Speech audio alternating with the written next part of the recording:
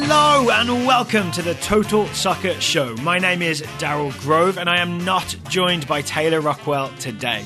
Instead, I'll be talking to Bobby Warshaw. Bobby is the former FC Dallas midfielder who also played in Sweden and Norway and later in the USL. And then he wrote a book, When the Dream Became Reality, which is a really honest look at life as a professional soccer player, especially when you're not the Leo Messi type of professional soccer player. Bobby is now working for MLSsoccer.com. He's always a really fun and engaging guest to talk to because he has all kinds of interesting opinions and ideas. Taylor and I will be back Sunday night to review the weekend action. We'll be reunited. Until then, here's my interview with Bobby. Mr. Bobby Warshaw, welcome back to the Total Soccer Show. How you doing? I'm great. I'm always so happy to come on. This is exciting. Excellent. What is that? Is it because we get into weird areas usually? Pretty much, yeah. That's a good grab. So I want to we're going to talk MLS 2018, but first I want to talk about the life and times of Bobby Warshaw because last time we spoke, I believe it was after the Panama game, and not. Oh man, rough a lifetime taking it there, ago, but dude. yeah, it was a lifetime ago. It was a pretty optimistic call, right? Because the US had just won, I believe, 4-0, and World Cup qualification looked very, very likely. You were in Australia, I believe, yep. Sort of wandering the outback, trying to find yourself. That's actually not what happened, but yeah, you were kind of out there on a big trip, right? Yep. And then we haven't spoken since the events of October 10th. So I don't want to go too deep. New people. We're just we can't go back to those old lives. We can't, right? Yeah, it's very much a watershed moment. It's probably not today's not the day to maybe go over what happened against Trinidad because I think we've all done that many times already, right? But a few months later, we have a new US soccer president. We have a new MLS season. I have a new way of looking at Major League Soccer, which is a thing I'd like to talk to you about and sort of see how you feel about it. But also, you have a new job. You are now a full-time employee of MLSsoccer.com. I am. I'm here at the mothership, you could say. So I really, really want to ask you about that because my guess is that's probably your first full-time job in an office, right? Yeah. Yeah, you could say that. So the question... more for legal purposes, in case MLS legal, I'm more of like a full-time consultant. So I guess it's not quite my first full-time staff job. Okay. But yes, I'm here full-time. So you don't clock in and clock out with a big timestamp thing at the start of the day? No. You don't carry a little lunchbox with a sandwich in it or anything like that? Oh man, I do carry a lunchbox, don't get me wrong. You do? All right. Yeah, I love carrying. It's these little things. They sound dumb, and I'm sure 6 months will be like, "What the hell was I thinking?" But I actually really like preparing my lunch in the morning and bringing it in and put it in the fridge. There's all these novelties to office life that I'm totally soaking up. Free coffee in the morning and an apple here whenever I want it. So here's what I want to know about. So it's in New York City, right? The MLS office. What kind of atmosphere is it when you go in there? Like, for example, how many people? Are there 100 people working on computers? Is it just you and Matt Doyle and Andrew Wiebe and Ariel Castillo? Like, how many people are we talking in the office? So all of MLS HQ is together. So it's 2 floors, and probably a couple hundred people, and it's totally so on the lower floor, the 6th floor is totally open seating, so that even Greg Lawless and Chris Schlosser and Seth and all these guys are kind of right next to everyone. There's no offices. And then you go to the 7th floor, which is where Don... That's pretty good. So Greg Lawless is not in sort of a corner office with his door closed and you have to nervously knock on the door when you want to talk to him about some content? Correct. He's got a corner desk, you could say. Yeah. But no offices on our floor. There are, right now I'm in a phone office, right, to take a phone call, and we've got meeting booths and stuff like that. Yes. But they're all glass, and they're kind of in the middle or on the outside. And then the 7th floor, you find some offices where, Fred Lipka, who's in charge of youth development, and Alfonso Mondello and Don and Todd, and all these guys have their offices. So it's a little more business-like. It's more like 6th floor is jeans and hoodies, 7th floor is suits. That's a nice visual for us. A weird but obvious question: how are you liking it so far? Okay. This is a complicated question, but you always let me give my deep answers. Go for it. I like it. It sounds weird, but I actually do really like coming to an office. I like getting here early. I like being the first one in, which there's like a strange novelty to it. I take great joy in being the first one, even though it probably doesn't tangibly mean anything. But like, I like it as a player. You're treating it like practice. You stay and like practice typing like you practice free kicks at the end of the day. A little bit, yeah. You know, I'm like, I'm going to show up early, and even though I don't have anything to do, you have to find something to do, right? Because there's nobody else there. I can't just sit by myself. So I like being around people. I like talking. I like shooting the shit with people in these little desks around me. You know what I didn't fully anticipate about coming into this profession is, you know, like the man in the arena quote by Teddy Roosevelt, you know, like commenting on the man in the arena. You can either be the man in the arena or you can talk about him. Okay, yeah. I didn't know that really quote. That's a good quote. And I'm sure you feel the same way, is that a lot of the reason I was ready to stop playing professional soccer, I was kind of ready to stop being in the arena, to being under the microscope, or however you want to call it. You know, I was ready to not have my Twitter feed blow up and not read the newspaper and see my player rating and all these things. Right. But then there's a little guilt to me to come into this side of the profession and just talking, and now giving the player ratings and now doing the, you know, I felt bad about that. But I'll tell you what, like, that's not, and you know this as well as anyone, that's actually not what this profession is. Like, we are into the spotlight. We are you know, the athletes have a job and the media has a job, right? And our job isn't necessarily just to talk about the players. It's to literally create interesting storylines and interesting things. So the things that I write and say are also now under a microscope, and to get criticized and tweeted at and crushed was not something that I was emotionally ready for. Oh, that's but it's nice to have back. Yeah, because I've seen the comments on some of your sort of you did some preseason stuff, right, where you guessed at where teams would finish, and I believe you got some feedback, to put it mildly, in the comments. Which is like we can have that conversation, you know, as well. But I would just say I don't think I was emotionally ready to. I don't think I realized that this job would put me under the microscope. Yeah. Which is probably dumb in retrospect, but B, I wasn't emotionally ready for that. But it's like a little bit like of a drug, you know. It's like I got that injection. I'm like, oh God, like I hate it, but I needed it.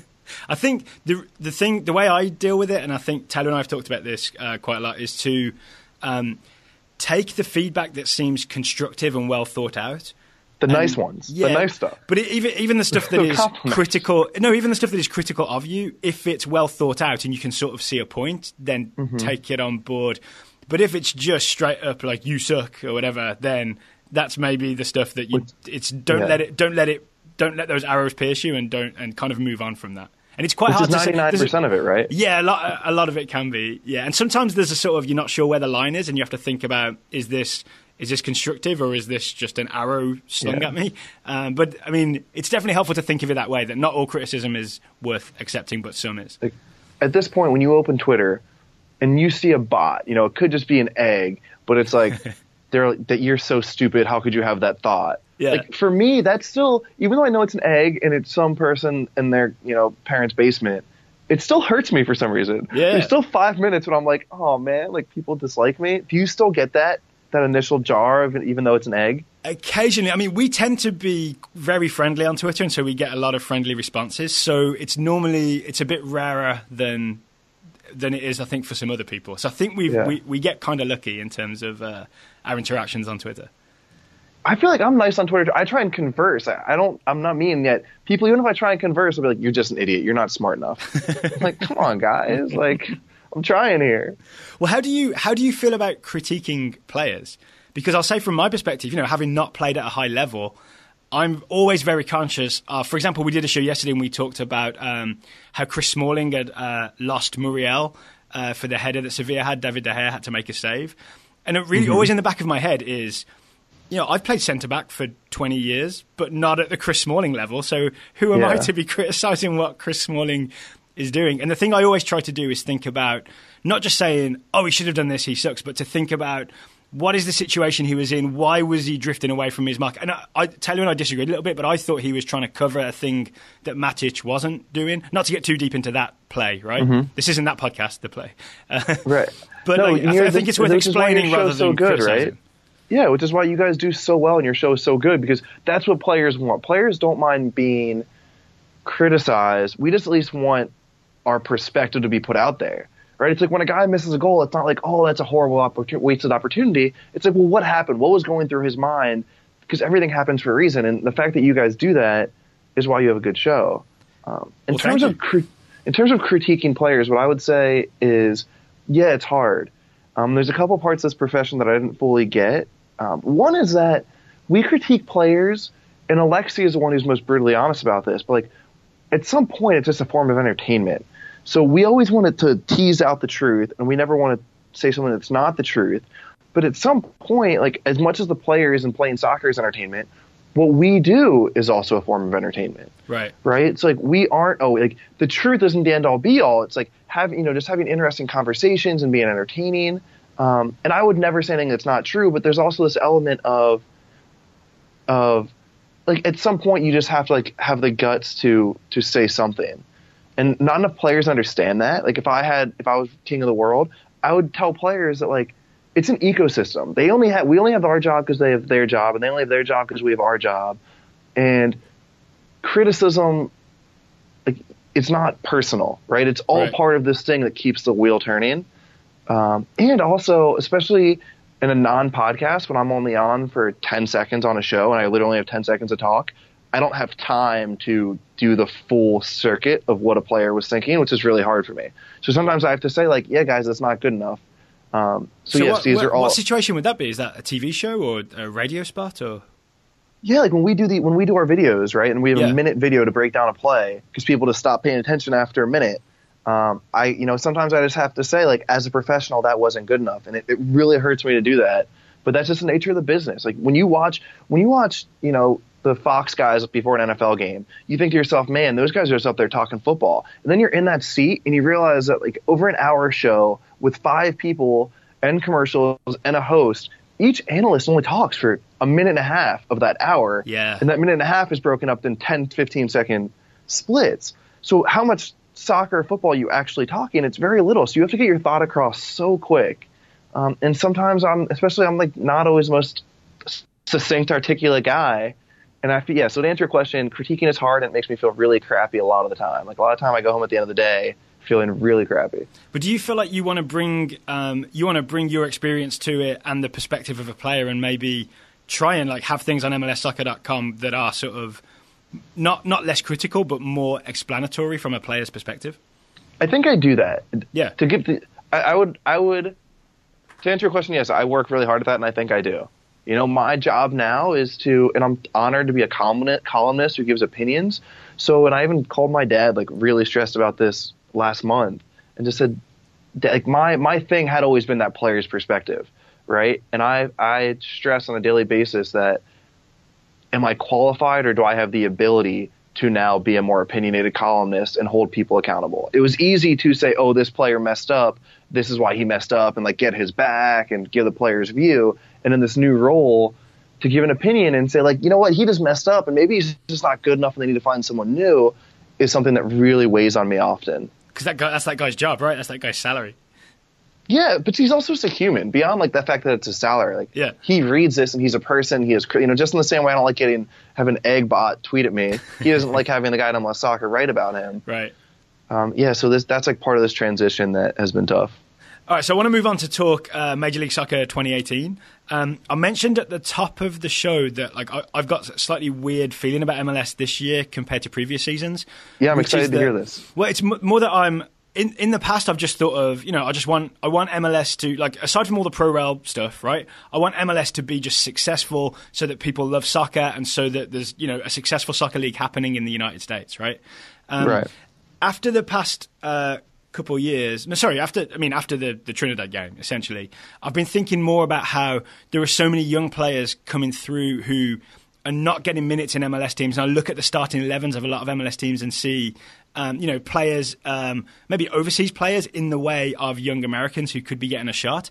And I think of the Jeff Cameron Players Tribune article, which I basically agree with his point of MLS should be a selling league. I want MLS to be the league that, gives Kellen Acosta a few years, then moves him on so he goes and gets to play in Europe. Or same with Tyler Adams. I'd love Tyler Adams to get another year at Red Bulls, maybe another year after that, and then move over to Europe. I think I want MLS to be more that league than the league that takes all the Argentinian playmakers. Yes. So I agree with you. It's a new and different feeling for me. And I think my plan this year is rather than watching sort of like the games that look interesting, I really think I want to watch the games to watch the young Americans, right? Like I'm going to watch FC Dallas to watch Reggie Cannon play right back, 19-year-old homegrown player right back. Yes. So there's also a place in the middle of what you said. There's also a place to do the Barca, right? So we can also sign the young Argentinian playmaker and be a selling league for that too. Right. You know, it's also a good step for Major League Soccer to be that step above the Argentinian and the Brazilian and the Colombian league. You say you do well there, but you're not quite good enough to get to the Premier League yet. Come to Major League Soccer and we'll be that bridge. But even that, like, I agree with that, but it's just there's an unfortunate situation where I see Barco like 1 year older than Andrew Carlton and one, expensive in terms of the transfer fee. I don't know his salary, but, one expensive piece ahead of Andrew Carlton in the pecking order, which I know Carlton's young and I can't expect him to start every game in 2018 in Major League Soccer, but he's still, I assume, going to get fewer minutes because of the presence of Barco. Yes. Listen, I think about this every single day and what it all means, and yeah, I'm with you. It's bad. There's going to be one teenage American attacker who gets any minutes this year. Major minutes, right? Yeah. And it's going to be Brooks Lennon. Like Pominkel, Carlton, Akinyolo, I'm still learning that pronunciation, in Toronto. There's a bunch of domestic players that are getting buried by TAM. And I don't blame Major League Soccer for doing TAM. The league as a whole will be better. But, I don't even know what the company line is, but you just can't dismiss this elephant in the room that, and I have an article coming out on this literally as we speak. Literally what you said, I have an article coming out like any minute about what I fear in Major League Soccer this year is all these stars are just getting buried. I'll link to that in the show notes, definitely. Our top 5 domestic products all had major TAM signings come in to compete for their minutes. Okay, so I know what you mean, and I know you know what you mean, but there may be listeners who don't understand why TAM signings are a problem for young Americans. TAM was designated to build the middle class of MLS rosters. So instead of, not only do teams have the money to go sign Zlatan and David Villa, but now they've got extra money to go sign the guy that can be their 8th player. So to make the 8th best player in your roster better than he was 5 years ago. Right, it squeezes out. Right? It's almost exclusively to sign international players. I mean, you can kind of use it on current players in your roster, but the general premise of it is to go sign international players. So I'm with you. I don't know how to balance making MLS better with giving these guys an opportunity. So that's my question for you is, do you see, because you've done a lot of sort of preseason preview stuff, right? I imagine you've looked, I know you always watched MLS, obviously when you played, but also I got the feeling you were always watching games, even when you were in Australia, right? You were calling up games and watching some MLS.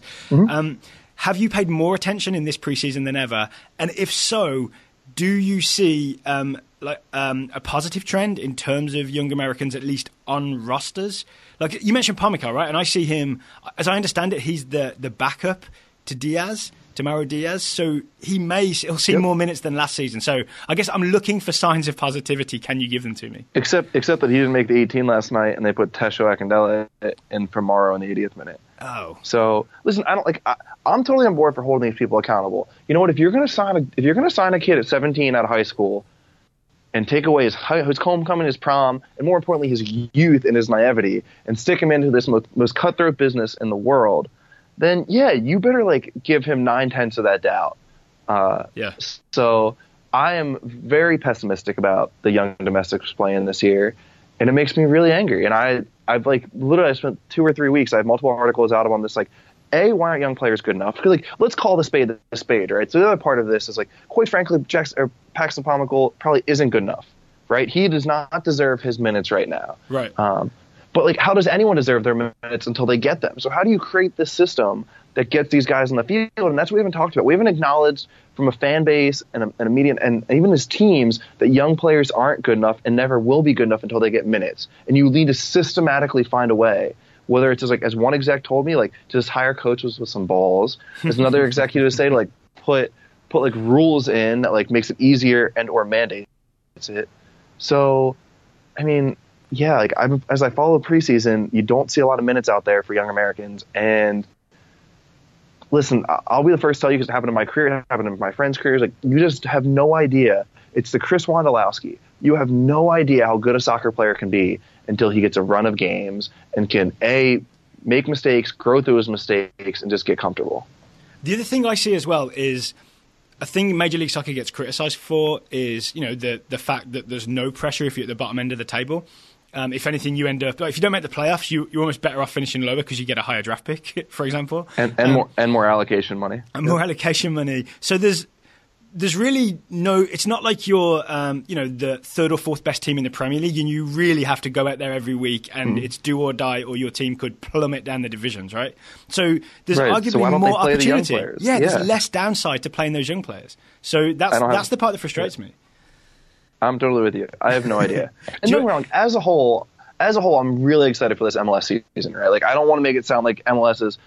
This will be the quality, the level, the styles, the flair, like, that's all to a new level. The product on the field will be phenomenal. But yeah, I mean, especially with what happened with the national team, this is a pretty big elephant in the room with some of our good domestic young players. Do you have any ideas to fix it? Like, any tweaks to the rules and regulations type thing? Because I think of MLS as being the league that has so many like weird rules that it could be the league that has a successful or at least enforceable version of a rule that gets young players on the field. Yeah, I got a full. I have like an. You're just like keep on hitting, like you keep on just selling me here because I have an article on this too, like in my drafts, which I probably won't be able to run on our site but like it. Yeah, I mean, so there's multiple options, right? We can start with like just hire coaches with some vision. Sorry for cussing. With some vision and some gusto. Yeah, right. Like literally, like hire coaches who like have a plan and like. And or are just good at it, right? Because we think to ourselves that it's inherently good for an 18-year-old to play with professionals. But like, what if the manager just doesn't know how to coach an 18-year-old? It doesn't know how to groom an 18-year-old. Doesn't have any interest in like doing the extra hours to groom an 18-year-old, right? It's like the first thing would be making a priority of our coaches instead of like, oh, he just like knows soccer. He's like have someone who can literally groom young players and wants to do it. The second is a mandate like Mexico did. Where. What was it? You had to be under 20 years, 11 months, and they had to get X number of minutes, and if they didn't, you got docked 3 points. Yeah, is that the 2011 rule? Is that what they called it? 20/11 rule? Yeah. Yes, exactly.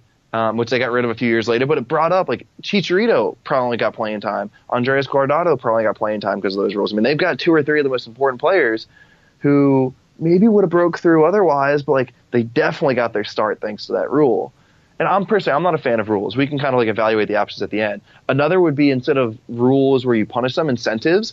One thing that a GM told me was like, what if you gave cash bonuses to managers who hit certain markers on young players, like money in their pocket? Yeah. What if you just straight up gave the coaching staff X amount of money? Wow. What if you gave a team a certain number of allocation money? What if the allocation draft or order, whatever it is, when like you bring players back into the league, what if that order was determined by who had the most minutes for young players, right? So like there's all these different mechanisms you can do to reward it. So it's like you don't care if the Galaxy doesn't need the money, they don't need like whatever, that's their call. But there are these really worthwhile. Another thing would be a sub rule, right? So maybe you have a 19th sub, like an 19th player on the roster that can only go to a homegrown, or maybe you make one of your 18 that has to be a homegrown, or maybe one of your 3 subs has to be a homegrown. So did you say maybe you get a 4th sub and you can sub in the homegrown player? No, it would be like a 19th spot on your roster. Oh, I see. On the match day squad. Yeah. So if like you're down 2-0 on the road in like the 88th minute and you're not going to win, right? Like maybe you just have this kid who only goes in that exact scenario, and like 2 minutes here, 2 minutes there means a ton to an 18-year-old or 17-year-old. Yeah. All right, I like that. You got any more? That was the general list we had, I think. I like it. So we may see that article in the future, or we may not. Yes. Yeah. Well, I'm glad we got it. Do you have any preference for any of the stuff you just listed?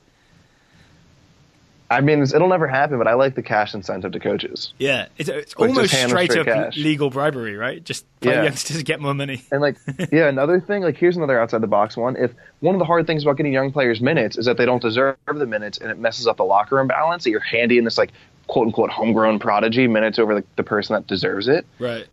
The other thing is like 18-year-olds usually don't work as hard as 26-year-olds.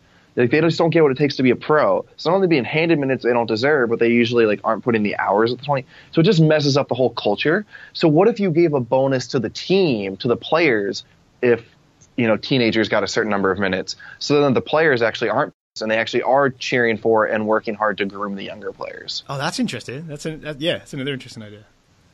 So, which is like not that weird, which is like not unethical. It's not like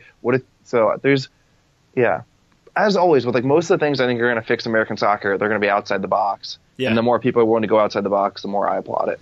All right, so let's get a little more optimistic then for 2018.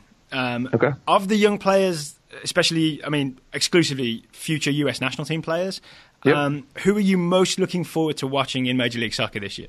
Who's worth keeping an eye on, essentially? The young players? Yeah. So it's a cliche answer for Tyler Adams. Yes. Although I think mine is a twist, right? So the big question with Tyler Adams is not the big, but like part of it's what position is he, right? Doyle around this office will say his ceiling, the way he makes a World Cup best 11 is at outside back. That he's a right back and he can be a better right back than DeAndre Yedlin kind of thing. It seems he's going to get his opportunity to play center mid. It seems maybe on a game he could have a bigger influence at center mid. But right now, when I watch him, he doesn't have the little tools to be a center mid. Like on the half turn, when he gets the ball off defenders, like checking his shoulders, doing like that tight little thing about Busquets. It's so compact, right? He gets the ball and he turns in one motion away from pressure. And like that's what top level defensive mids can do, and Tyler Adams can't do that. Also, when he makes his passes to me look isolated. It's like, I have the ball, you're open, I'm going to give you the ball. What happens next? Oh, you mean like he's not thinking the next move ahead? Yes, which, he's 18. How much can you expect an 18-year-old to do that? But when I watch Yonel Herrera with NYCFC, who's, also under 20, you're like, oh, that dude gets the idea of rhythm. He gets the idea of, let's set you up, boom, boom, boom, only to bam you to the other side kind of thing. That's interesting. And I don't. So I like watching Tyler Adams because, like, as a center mid, I would like to think of myself, like, in football, there's QB coaches and quarterback. Like, I would be an MLS center mid coach. Like, give me your 18-year-old center mids, and I would just, like, build you machines kind of thing. So I'm interested to watch Tyler Adams for that reason. Does he develop these little nuances to being a center midfielder? Isn't that what Jesse Marsh, I believe, on an Extra Time Radio interview, it might be like the Storytime interview, said that he plans to play Tyler Adams at central midfield this year, and that there are things that he can learn, and those are his challenges. Like, that fits into my model of what I want MLS to be, which is, okay, Tyler Adams may not be the best central midfielder because maybe he's lacking this or that, but this is the league where he can do it, and then he can hone it, and maybe by the end of the season, we're talking about Tyler Adams is thinking many moves ahead, is like, has that half turn and all that sort of stuff. Yeah, absolutely. I couldn't agree with you more. So, all right, we're in full agreement on Tyler Adams. I think he's the obvious answer, right? Because he's the sort of development academy homegrown player success story. Is there anyone sort of less obvious, less high profile that you will be keeping an eye on? I'm excited to see how Wyatt Omsberg does in Minnesota, who's like not a homegrown and not that young. He's 22 and he's a center back. He has the top end ability. He got drafted at Dartmouth in the first round. He was the most athletic player at the Combine in terms of the three skill sets. And he's a good passer, right? So like we said, with young players, it's do they have opportunity? And Minnesota could suck really bad, and like they could end up throwing a rookie to hold together the back line, which is both the opportunity and the responsibility. And so I'm just excited to see how good Wyatt Omsberg can be. Wyatt Omsberg, I've got to admit, I had never heard of him. I guess I didn't pay enough attention in the draft. So yeah, that's a good name to keep an eye on. What about, so I know I focus very heavily on youngsters because that is my sort of MLS focus for the year. But you mentioned, the quality of the league you think is going to be higher than it's ever been. Are there any sort of big name players that you're sort of excited to see, either for the first time or, a returning player? So my answer is Bastian Schweinsteiger, but also to kind of explain why the quality of the league's going to be better. It's not just the players are better, but just coaches are way better. We're at like somewhat of a golden age of MLS coaches right now, with coaches who really do have a game plan. I mean, I gave them a hard time for the vision with young players earlier, but they really do have a vision for their club and how they want to play and an identity and a style. Patrick Vieira, Berhalter, Jesse Marsh, there's now a wave of coaches who just have a style. It felt like for 20 years you would turn on an MLS game and they would all look the same. Like dudes pressing each other, dudes kicking each other, kind of like counterattacking up and down game.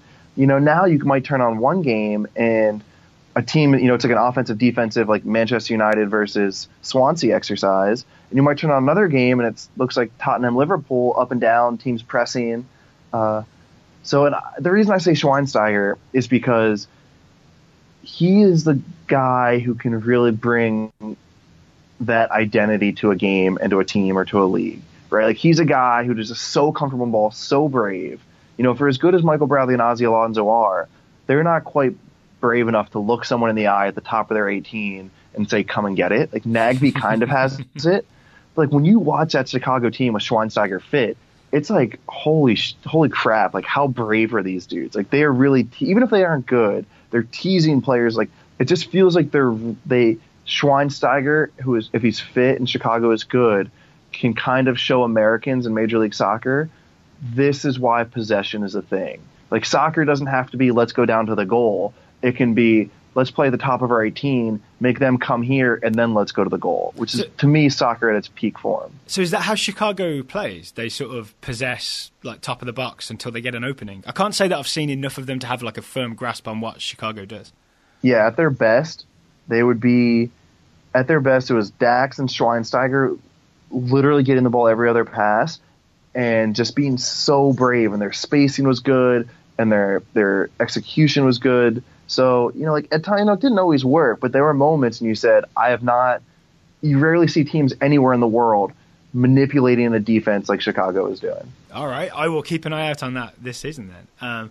Is there any other teams that sort of tactically interesting to you? I know we know how Red Bulls play. We know how Columbus Crew play. What's going to be interesting to watch this season? Maybe a bit of a surprise strategy or style or system for any MLS team? I've heard really good things about Stara out in San Jose. I've talked to my friends and old coaches and players in Sweden, and they said that he was just a really positive influence on Swedish football, that his teams play attractive style, they play possession, his players really like him. So San Jose's flying under the radar, and for multiple reasons, which I probably won't say. But I could see, I'm like really interested to see how he sets up his team is another big one. Ooh, would he be giving maybe Tommy Thompson or Jackson Ewell a bit of a run out? Because that would work for me. Totally, hopefully. Have we talked about Jackson Ewell yet? No. I'm totally on the Jackson Ewell train. He's not like, you talk about Schweinsteiger, just like that comfort and that ability. Ewell seems to have that, similar to a young Nagby. Okay, so keep an eye on. So that's one to keep an eye on. Yeah. Yeah, I'm not sure if they'll be good, but I do think that they could. Oh, what am I saying? You know who the most interesting tactical team is? LAFC. Oh, of course. Oh, Bob Bradley. It's 1,000%. It sounds like we remember Bob as the empty bucket, right? Like Ricardo Clark, Moe, just defend and counter. But that is not Bob, right? That is not since the start, since Chicago, since Metro Stars, since Staubach. He's an attacker. He's a Barcelona more than a Mourinho. So right? was the style with the US just kind of what he felt he had to do with the tools at his disposal? Totally. Yeah, that's the feeling I got. Yeah. Yes, and I've talked to some people. I talked to Jay DeMeritt. I talked to people who've played for him over the years, and it was very much Bob's a really smart soccer guy, and he's going to play what he has. He's going to do what he has to do to win, and that's what he had to do with the U.S. team. Mm-hmm. But I would expect this. I think you could see this LAFC team play out of everything. That they will split their backs, they'll drop the center mid, which is why Feilhaber is hopefully going to play deeper, because he's really good in those moments. Yeah. So yeah, I'm so excited to see LAFC. I love that. I love the Benny Feilhaber Bob Bradley reunion. I was ready for that. I'm with you. Yeah. I think there's also more layers we can get out of Benny Feilhaber. I think that he's had a very good soccer career, and I almost feel like there's more that can be gotten out of him. Ooh, in what way? You mean new position, different role? Well, you've certainly heard me talk about this idea of tens, right? Yeah. And I fight with Doyle and Wiebe and everyone around the office around this almost every day. I don't believe in the idea of a 10. Why isn't this country we have a good soccer player who can pass and trap and play a through ball every now and then, and we're like, oh yeah, he's a 10. No, Benny Feilhaber is give me the ball. Just give him the ball and tell him to pass the ball, right? Which is what Bob's going to do, because he's good in the half turn. He's comfortable in tight situations. He has a good center of gravity when he plays, and he glides, which means he can step by players after he passes. So Benny Feilhaber should not be tasked with making the last pass. He should be tasked with making all the other passes. So more like a Pirlo. I would have said more like a Xavi, right? Okay, yeah. You know what I'm getting on my soapbox right now, and I know that Xavi's a once in a generation player. But for the life of me, Daryl, I don't understand how we had Xavi in this world, and we're not let's get more people to play like Xavi. Right. Yeah, maybe I get that it's really hard to pass and trap like that, but is it that hard to pass and trap? Why don't we just tell Benny Feilhaber, complete 95% of your passes? That's all I want out of you. My guess would be that it's not just that Xavi was so great, but it's that he had the team around him that could all work with it and give him loads of options to pass to, and everybody else had a really good idea of what to do. I feel like maybe that Xavi or a Xavi-like player on a team that isn't surrounded by players who are at the same level is less effective, and maybe the work goes more unnoticed if it's not surrounded by high quality. I'm okay with that, but my only note to that is that passing has to be an ethos through the team. Every single player has to trust that they're going to get the ball back. You're going to give it, you're going to get it. And it feels like Bob is building that. That if you listen, I've listened to him on the sideline the last 3 or 4 years, and literally the entire time is play, move, play. So. All right, so we've previewed MLS 2018 in a kind of casual way, a few things to look out for. Like, I wasn't thinking to look maybe where Benny Fajardo plays. I assumed as a 10, so be interesting if we do see him play deeper.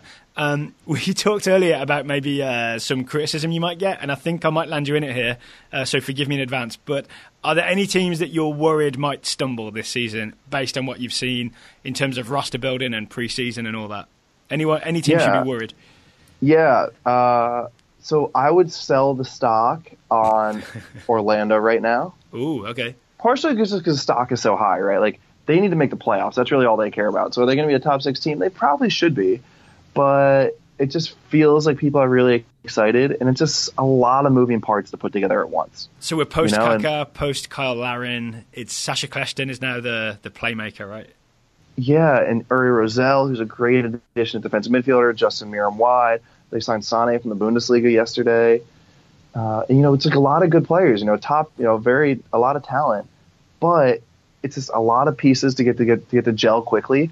And I think if they don't gel quickly, it could be a stressful situation early. I would actually sell high on Atlanta too. That everyone's so stoked about how good they are. It's like you want the comments and the tweets coming at you. You've chosen the two of the most passionate fan bases. So I would say my general philosophy in life is that there's like a pretty clear track record in world history that like whatever most people are thinking is wrong, So I try, not that I would try and like find like the out of, but it's just like what is common, I don't know how to defend myself on this, but like I just think that's really hard to get a lot of star players onto the same team. And that's what you see in Atlanta. Yeah, I mean, like having been on someone who was like one of like 5 like big marquee offseason acquisitions, you show up and you're like, do I give you the ball? Do you give me the ball? Do I defer? Do you defer? It's just like a really awkward, and like, yeah, they're probably good enough to make the playoffs, but I just feel like the hype is a little too much right now, and I would expect them to struggle early. So what is, they've lost Assad, right? I believe he's gone to DC United. DC. So it's Almiron's still there, Darlington Nagbe is now there, maybe Barco is there. So you're just wondering that maybe no one's quite clear on the pecking order there. Yeah, like what's the pecking order? Yeah, exactly. I mean, it's now Villalba, Martinez, Barco, and Almiron are 4 stars, right? And at least last year, like, it was Almiron's team. Then they signed this dude for $15 million, and now whose team it is, right? It's like it's the who takes the penalty conundrum. Okay, so that'll be worth watching as well. Anything else that you wanted to talk about MLS 2018? I have one final thing based on, I sort of sent you an email about this earlier, the thing I wanted to follow up on from a previous conversation. But before we move on to that, is there anything else MLS related that you wanted to talk about? No, I think we covered it. I think those are like the big talking points. All right. Thanks for letting me like go long-winded on some of them. Oh yeah, of course. My favorite things are long-winded. So Trey Durst tweeted at you, I believe, and also at Total Soccer Show, and asked, when are you going to do that in-depth show on your theories of, quote, flow state, unquote, with Total Soccer Show? You teased it in your Honduras, I think he meant Panama, World Cup qualifier review. And that was a lifetime ago, which we kind of mentioned at the top of the show, right? It felt like a lifetime because the US was looking good for qualification at that point. So I wanted to touch on that flow state thing, because I think we got to talking about it. I believe you kind of talked about it with George Qureshi on Dummy, maybe in one of the post World Cup shows. Do you want to get back into that, the flow state? Maybe give us a refresher on what you were thinking about. So whenever somebody has a good game, like where they score a great goal, like the first line out of their mouth is, oh man, I was just in the zone, right? Or whenever we talk about having our best performances, we don't remember what happened. We weren't thinking. Our body was just acting. And it's always bothered me that we don't build our game plans around that, right? If we can all acknowledge that, like, especially since soccer is a game of moments. You know, I'm a big tactics, I'm a big approach guy. But at the end of the day, the game is won and lost on moments. So if, like, the optimal way to achieve those moments is to be in the flow state, then to me, a large part of the way you approach a game should be, how do we get players into a flow state, which means, how do you get players to shut off their brains, right? How do you get them to stop thinking and just start playing? Which is why I'm a die-hard possession, pass, move, and press kind of guy. Partially because I think it's more aesthetically pleasing, and like it's just more fun to watch and play. But largely just because when you pass the ball, and like if my rule as a coach, whenever I coach kids or, you know, academy teams, it's just pass the ball to the guy next to you. Literally never give your brain a chance to turn on and think. Always, if everyone on this team is giving the ball to the next guy, it makes you think every second, right? You literally have it makes not make you think, but like makes you act every second, and you can never either turn off your brain or really turn on your brain.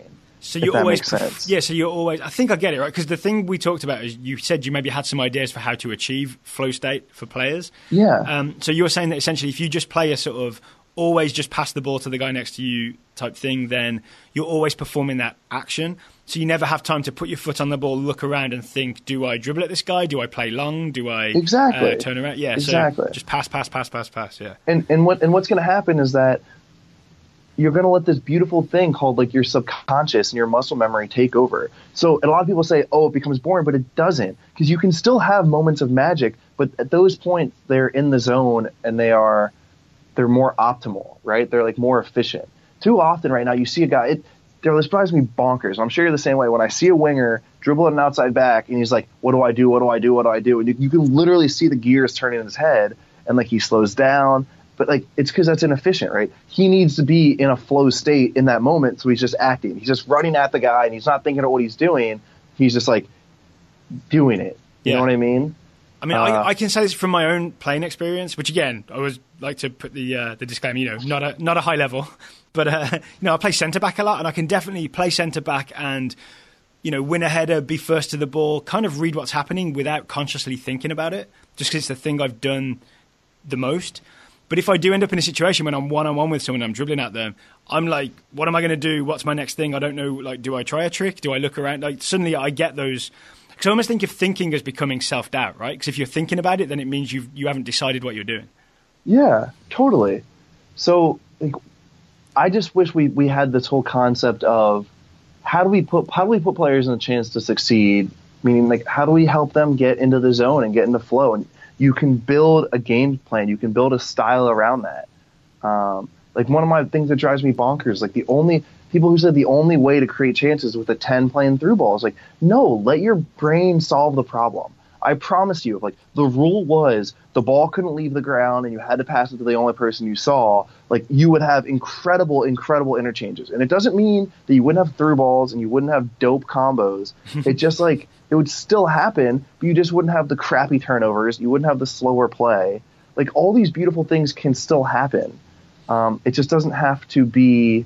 It can just come from a better state of mind, if that makes sense. So Jose Mourinho, for example, would say that does not work because while you're doing that, the other team can sort of game plan for what you're doing, and they know that you're always going to pass it on the floor, and they know that at some point they can probably intercept it and break, and that maybe the team with a sort of really well-designed strategy to counter what you're doing might always beat the flow state team.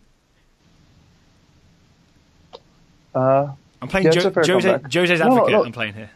I know. I love Jose's advocate. No, it's a good point. And at some point you just have to say, like, there's no game plan that's perfect. You know, I actually do think there's game plan. Like, I do have answers to all this. It gets a little more complicated on like how you maximize the flow state with like your possession style and like because I say the ball should never leave the ground, but it's obviously not how I would play it. So I do think there's. Do you want to get into it now? Because Trey Durst is just going to tweet us again if you don't get into it now. So, like, how do you score a goal, right? And honestly, let me ask you this: like, when you watch a team, like, how does a team score a goal? I know it's a big question, but what's the first thing that comes to your mind? You create an opening. You get behind the other defense, I guess. Love that. No, that's spot on, right? Like, you create an opening. So, like, then what's the next question? Like, how do you create an opening? You need to find a gap or create a gap by maybe moving a defender out of position? Exactly. It's like, how do you move a defender out of position? I see. That's the thing I don't always know. Maybe with a smart run, maybe with a dribble where you draw pressure towards you, maybe a clever pass. See, I don't know the answer to that. So and maybe there's different answers, but to me, like the answer that makes my heart sing is that, like, you tease them out with the ball.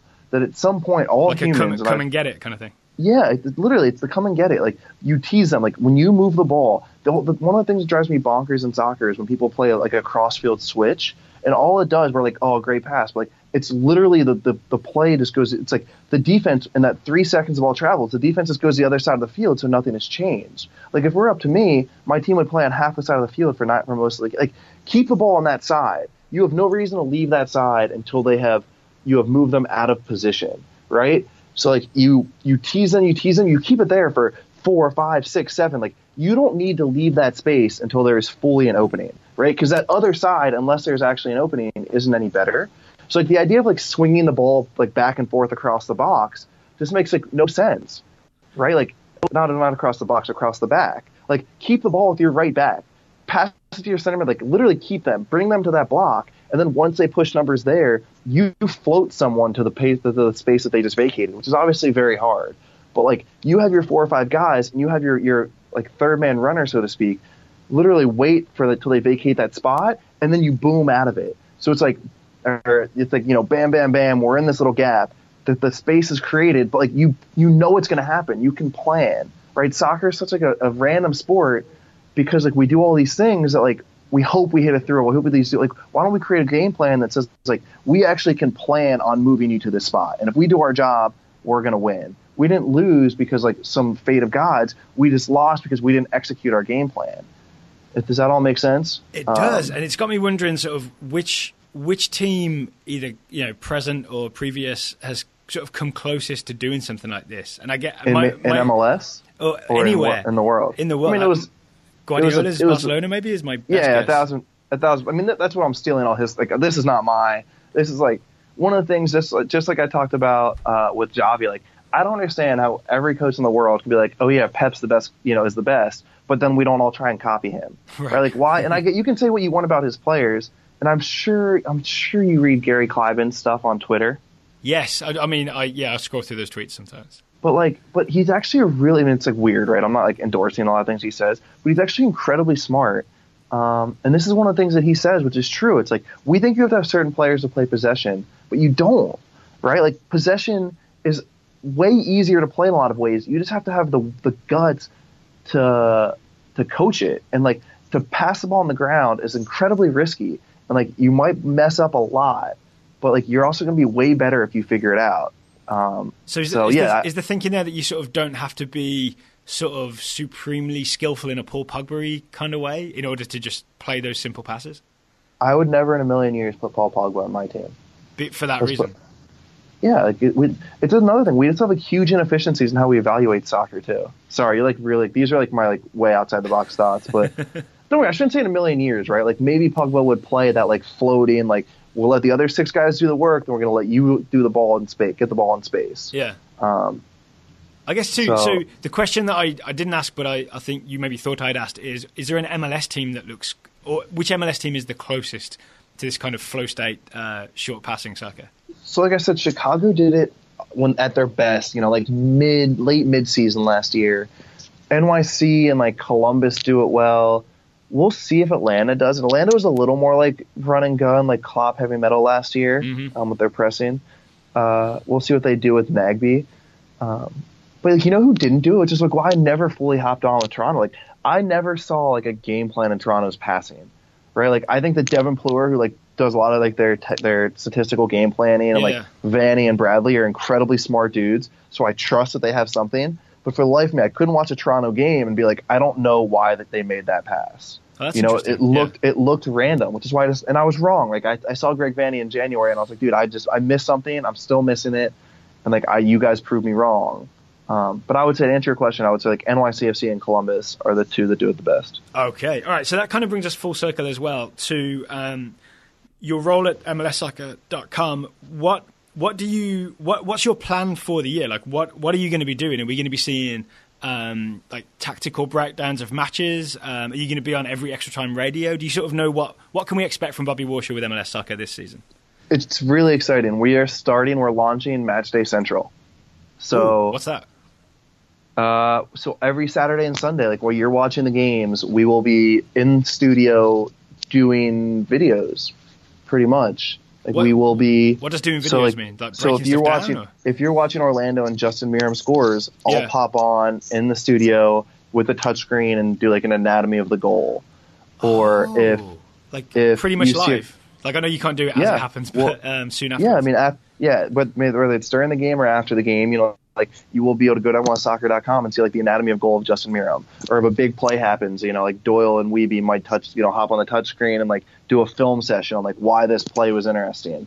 I personally have a show that they've given me on Monday, you know, like a quick 2 or 3 minute monologue on like my big takeaway from the weekend, which I'm really excited for. All right, this is good stuff. I really so I'll look forward to the 2-3 minute monologue. But the idea of the there's basically the stuff that the guys on TV can't do because they don't have time and you can't cut away from the game necessarily to do it. I always think that is the stuff that's really missing from a broadcast, and I love it because it appeals to. It looks like MLS or MLSsoccer.com appealing to the more nerdy, like, you know, soccer fan, more like me, I guess, than the sort of trying to make MLS appeal to just the average sports fan. Oh, actually, tell me more about. Yeah, I'm interested to hear your thoughts on MLSsoccer.com. Like, what do you website think? Or the whole thing? Just all of it, like the way we approach it. So you think when we talk about this a lot, the 3% or the 97%? Which is the 3% the nerdy percent and 97% is the right? Yeah. So I mean, my general feeling is that soccer will probably grow more organically if you just talk it. And I'm not just talking MLSsoccer.com. I'm talking Fox, ESPN, NBC Sports. I think it'd be better if you appeal to the more nerdy fan, not just because then it makes me more excited to watch it, because I'm going to watch anyway, even if the broadcast is horrible, right? But it also educates the fans who are maybe not so savvy or have not watched that much soccer. I think of it as they will grow to love the game more if they learn more about it. Yes. So I think it has a huge knock-on benefit. I agree. That's good to know. That's good insight. But I also think it's really tough to do that on Fox Sports or on ESPN because, like we talked about earlier, right? Time is limited. So maybe it is like I guess you could call it like a second screen experience, right? Correct. Is what you guys are doing. Goal. And I think that could really work. So we'll have 10 videos, you know, like an instant replay breaking down the big calls of the weekend. There'll just be like an instant analysis, like emotional based. There'll be hopefully some kind of like mailbag show or debate show, like a Pardon the Interruption kind of show that we do during the week. So we are really trying to give MLS fans more analysis and more content. Okay, love it. I'll be looking forward to watching it, Bobby. Thank you for taking the time to come on the show today. It's about to tick noon on my clock, so we've done exactly an hour. It's kind of perfect. Awesome. This has been awesome. It's always great to be on. Yeah, it's great to talk to you. And hopefully we'll get to meet up next time I'm in New York. Yeah, that'd be great. All right. Thanks again, Bobby. Appreciate it. All right. Thanks. See ya.